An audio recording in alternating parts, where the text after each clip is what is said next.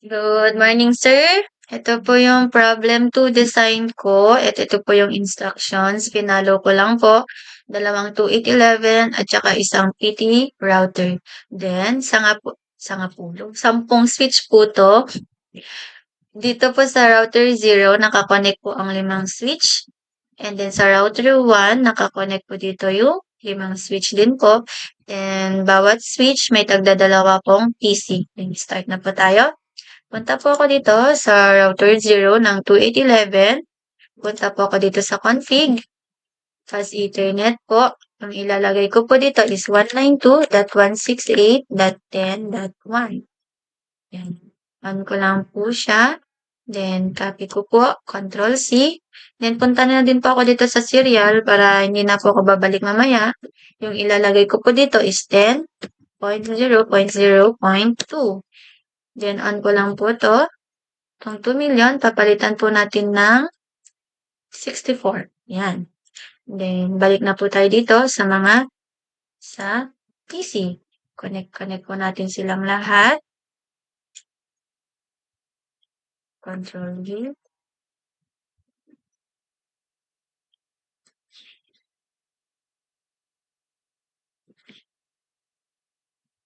Yan lang po. Hanggang sa matapos po, i-input ko lang po siya.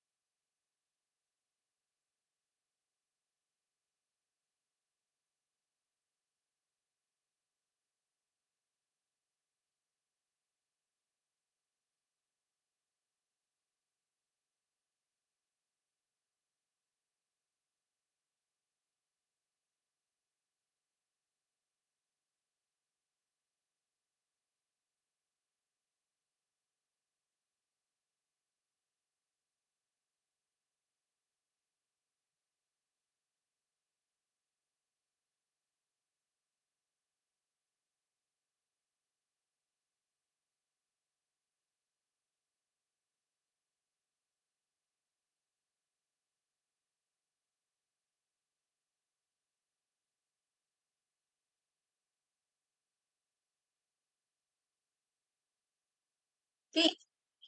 Tapos na po, sir. Then, dito na po tayo sa 2811 router 1. Ilalagay po tayo dito ng Fast Ethernet. So, ilalagay natin is 192.168.100.1. So, on po natin siya. Control C lang po. Then, punta na po tayo dito sa serial. 03. Lagay po natin is 20.0.0.3. Then, on ko lang po siya. 64,000 yung ilalagay po natin. Ano po dito tayo sa mga PC. Desktop po ulit. Control V. Copy paste lang po tayo para mas mabilis po yung work.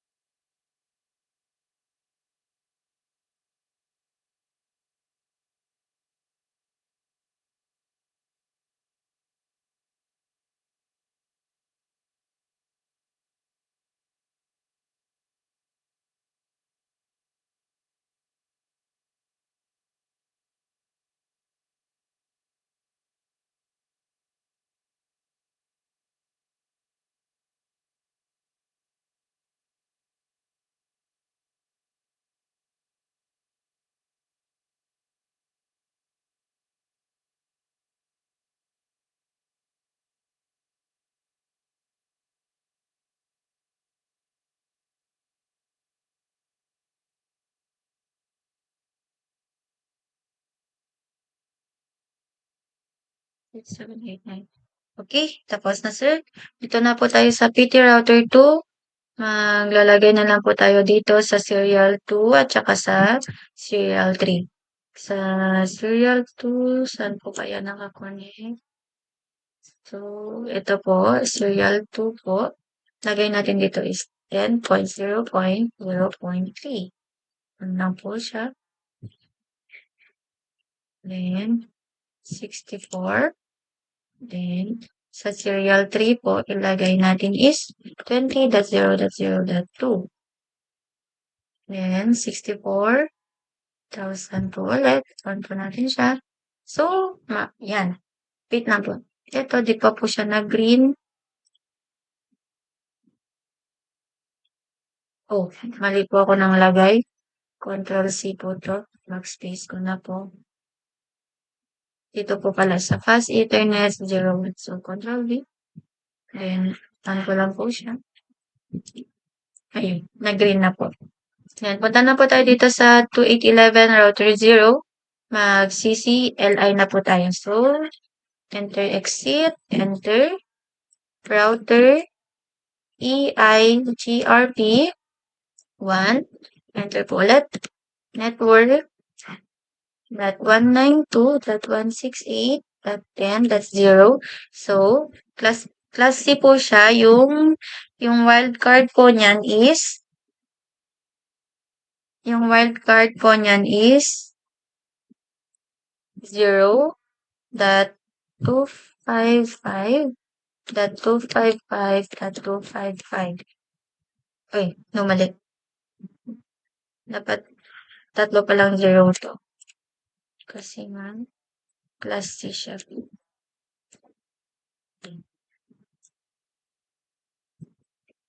Enter lang ulit. Network. That's 0. That's 0. That's 0. So, yung wildcard po niyan is 0.255.255.255. Tama po ba? So, enter po ulit. Then, exit. Okay na po. Dito na po tayo sa PT router 2. CLI lang po ulit. Kung ano po yung ginawa natin doon, ganun lang din po dito. So, exit. So, exit. Router. EIGRP 1. Enter. Network. That's 10. That's 0. That's 0. That's 0. So, 0.255.255.255. Enter lang po. Up arrow lang. Pag ganyan po siya, enter lang po ulit natin. Up arrow key. Ayan. Then, enter po ulit. Then, up arrow key.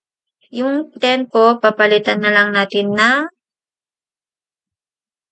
20. Then, enter po siya.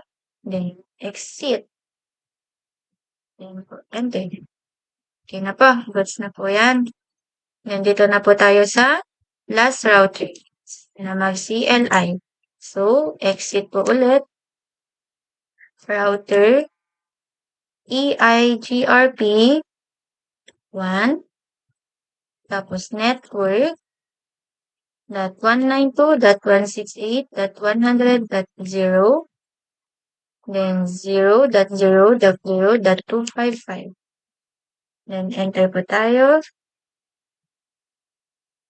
Network .20.0.0.0 po. Then space 0.255.255.255. So, enter lang po natin. Then, wait lang po. Enter lang po ulit. Then, exit. Ayan, goods na po yan. Tingnan po natin kung successful po siya. In progress pa lang po. Wait lang po natin. So, failed. Ulitin lang po natin.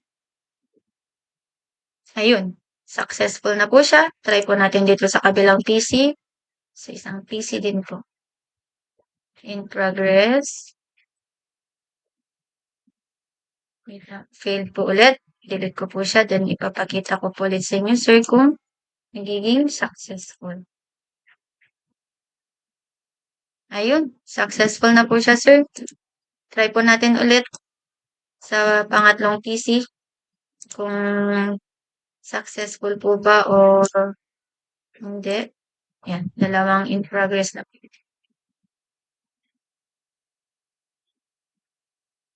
Fail. Try po natin ulit.